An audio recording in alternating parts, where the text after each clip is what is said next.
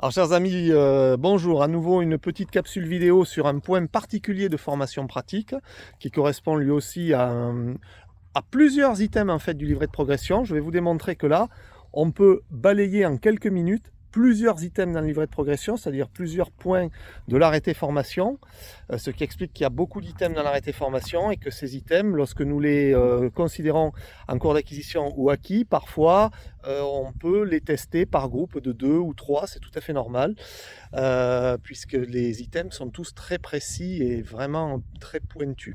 Alors on va voir ce qu'on va évaluer maintenant avec un très brillant stagiaire aux commandes. On est dans un petit environnement toujours très campagnard. Je vais tourner et je vais vous montrer qu'on va ici viser un pylône télécom ici. J'en parlais dans une de mes précédentes vidéos. Et on va venir travailler, pour travailler tout simplement la précision aux commandes, la souplesse aux commandes et la précision. On va venir travailler un exercice classique qui est l'exercice de POI manuel, point orbital.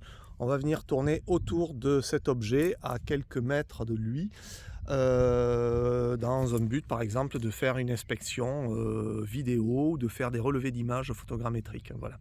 Alors le drone est ici, il est installé dans une cour d'un ensemble privé, donc il est balisé, la zone de décollage et d'atterrissage est balisée par des plots dans lesquels le drone va évoluer en approche au décollage et en approche au retour en atterrissage. Cette zone est considérée dangereuse, donc nous avons fait un briefing au tiers de manière à ce que personne ne pénètre cette zone durant toute l'activité, car il peut revenir en return to home de manière automatique dans cette zone. Il ne doit pas surprendre qui que ce soit. On a vérifié derrière les bâtiments qu'il n'y avait pas de tiers et qu'il n'y avait pas d'accès possible des tiers pour que quelqu'un ne puisse pas sortir, se trouver dans la trajectoire du drone au dernier moment. Et bien sûr, autour de l'antenne, on est allé vérifier qu'il n'y avait personne, le champ est parfaitement vide et de toute façon la caméra du drone nous permettra d'effectuer une vérif en vol pour vérifier qu'on ne va pas survoler de tiers. Il y a une petite route à côté, c'est une départementale, on a parfaitement le droit de la survoler, il n'y a aucun problème. On peut survoler les voitures et tout objet fermé qui protège les occupants, mais on ne survolera pas de cyclistes, de motos, de cavaliers, de piétons, car conformément à la réglementation, ils ne sont pas survolable. On doit se tenir à une distance de sécurité qui varie entre 10 et 30 mètres. On expliquera le calcul un petit peu plus tard. Donc à présent, Bruno, tu vas commencer les premières opérations importantes avant la mission. On va vous montrer qu'il y a aussi dans le livret de progression des items qui concernent ces opérations-là. On va venir contrôler ici les items de sécurité, c'est-à-dire le go home altitude, à quelle altitude va revenir le drone en cas de problème, au moins 45 mètres. Pour qu'il passe au-dessus des obstacles. On va venir contrôler ce qu'on appelle la limitation d'altitude verticale. On est à 120 mètres. Ici, on peut se permettre d'y monter. La distance limite, vous voyez, bon, on est à 198. On pourrait monter à 200 mètres car aujourd'hui, nous sommes en S1 ici. Il n'y a pas de contrainte.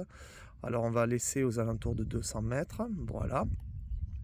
On est en S1. On est dans les clous. Il n'y a pas de souci. Je pense que tu peux laisser là. Il n'y a pas de problème.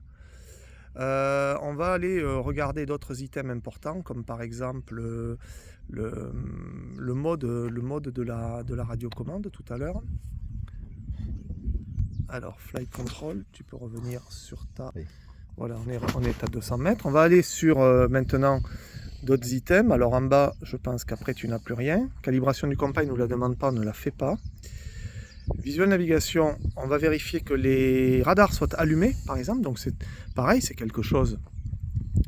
On sensibilise l'utilisateur, le télépilote, le futur télépilote, il doit les contrôler.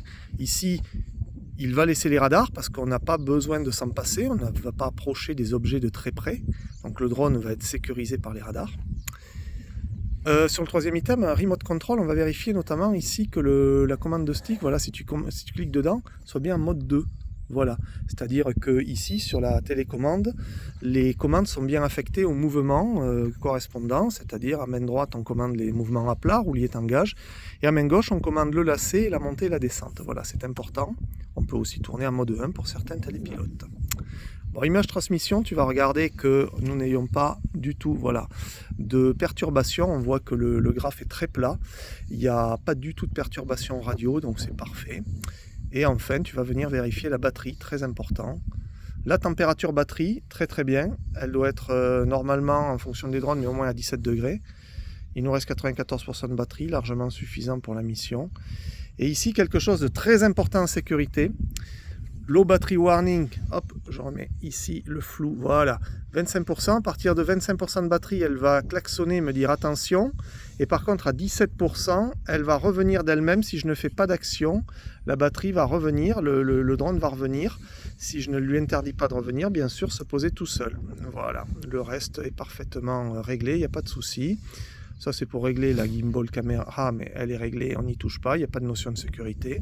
Tu peux quitter le menu en haut à droite. Et là maintenant, le drone est opérationnel pour la mission. Alors on va faire une petite pause, le temps de décoller, de faire les essais commandes qu'on a déjà vu sur une autre vidéo. Et ensuite, on ira voir un petit peu sur l'écran comment se déroule ce type de mission. Alors c'est parti pour la mission. Donc Bruno est allé se positionner tout près du pylône, vous voyez. Ici, on est à plus d'une vingtaine de mètres peut-être du pylône. On est en mode ciné, donc on a des commandes avec des réactions très atténuées. C'est agréable à piloter. Et on vient tourner autour de l'objet. On fait un point orbital. On prend l'objet comme centre et on vient tourner autour de l'objet pour le filmer et relever des éléments techniques pour une future inspection, pour remonter l'objet en 3D, on peut faire beaucoup de choses. Voilà. Donc ça demande aux commandes, on est en mode Precision Flight, qui est le mode trépied ou ciné que vous connaissez chez Digi, mais ça c'est chez Hotel Drone. Ça demande une certaine finesse à la main, ça demande beaucoup de concentration. C'est une opération, vous voyez, qui se déroule essentiellement en regardant l'écran et en faisant un circuit visuel adapté pour de temps en temps surveiller l'espace aérien, bien sûr, comme le prévoit la règle. Et vous voyez, ici, on constate que on n'a pas dévié, ça se passe très très bien. Et on a l'objet au centre de l'écran et on est en train de tourner autour de lui. Voilà en quoi consiste une mission POI. C'est surtout une mission qui est en cours de formation. Beaucoup de précision, beaucoup de finesse aux commandes, un petit peu comme dans une précédente vidéo où je vous ai parlé de du suivi d'un, voilà, on voit le poteau derrière, du suivi d'un terrain ou d'un chemin sinueux. Ça amène vraiment une nécessité de concentration et de précision dans les doigts. Et ça montre aux stagiaires aussi que c'est un défi de surveiller l'espace aérien, de surveiller sa tablette ou son téléphone et de surveiller une trajectoire de manière précise. Voilà. Je vous remercie de votre attention. À très bientôt pour une autre capsule vidéo.